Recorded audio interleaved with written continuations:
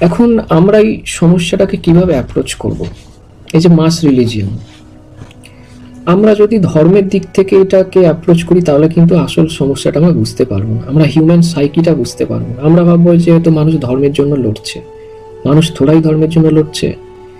স্বার্থপর মানুষ, হিংসক মানুষ, লোভী মানুষ, আমরা সব এইরকম। আমরা লোভী, আমরা হিংসক, আমরা স্বার্থপর।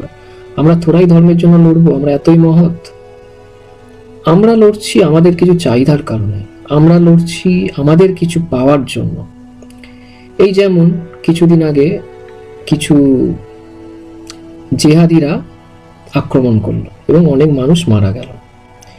এখন আমি যদি হিন্দু হই, আমি বলবো যে একজন জেহাদি, একজন মুসলমান জেহাদি আমাকে আক্রমণ করেছে, এবং জেহাদি নিজেও তাই মনে করে, জেহাদি ভাবে সে হয়তো মুসলমান জেহাদি বলেই আক্রমণ করেছে।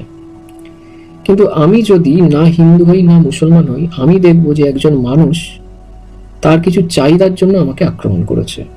না সে তার ধর্মের জন্য আমাকে আক্রমণ করেছে, আর না সে কোনো মহৎ আদর্শ নিয়ে আমাকে আক্রমণ করেছে। সে তার পার্সোনাল কিছু চাহিদা আছে, সে জেহাদি হোক, মুসলমানই হোক, আর যেই হোক।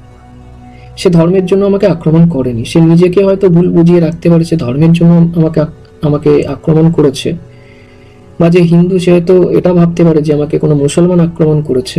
তাহলে দুজনেই কিন্তু ভুল ভাববে, কারণ দুজনেই কিছু না কিছু হয়ে ভাবছে, দুজনেই নিজেদের রঙে ভাবছে। কিন্তু আমরা যদি হিউম্যান সাইকিকে ভালোভাবে বুঝতে পারি, তাহলে বুঝতে পারবো ওই মানুষটা কিছু চাহিদা নিয়ে আমাকে মারতে আসছে। সে ভাবছে যে আমাকে মারলে, তার ধর্ম তাকে বলে দিয়েছে যে আমাকে মারলে সে স্বর্গে যাবে, এবং স্বর্গে গিয়ে সে কি পাবে? স্বর্গে গিয়ে সে সিকিউরিটি পাবে, কমফর্ট পাবে, প্লেজার পাবে। এটা হচ্ছে বেসিক হিউম্যান নিড।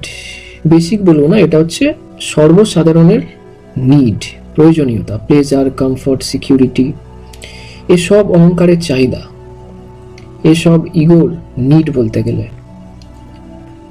তো একজন হিন্দু হিন্দু হয়ে যা পেতে চাইছে, আর একজন মুসলমান মুসলমান হয়ে যা পেতে চাইছে, একজন জেহাদি সে জেহাদের মাধ্যমে যা পেতে চাইছে, এগুলোর মধ্যে কিন্তু কোনো ভেদ নেই।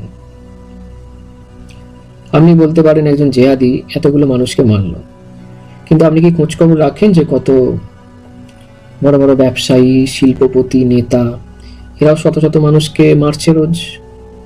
কিন্তু এইটা তো খবরে আসে না, এগুলো তো খবরে আসে না। কিন্তু আমরা সব দোষ জেহাদিদের দিই, সেখান থেকে আমাদের দাঙ্গা, ধর্মীয় বিভেদ, তারপর আমাদের যুদ্ধ বিগ্রহ চলে, আরো হাজার হাজার লোক মারা যায়।